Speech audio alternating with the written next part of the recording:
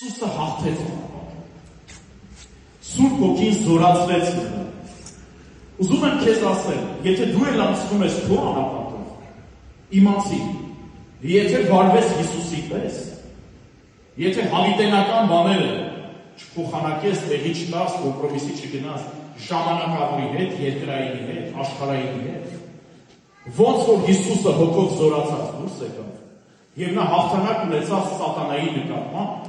այդպես էլ Աստված քեզ կզորացնի եւ քեզ հաղթանակ կտա։ Եվ քո գլուխը կպսակի յուղով, ածով եւ մաքրով։ Սա է ճանապարհը, սիրելիս։ Հիսուսի ծառայությունը սկսվեց Սուրբ Հոգով, Տիրոջ օծությամբ, շարունակվեց անապատում, որտեղ ինքը զորացավ Հոգով, հաղթեց գայթակղությունները,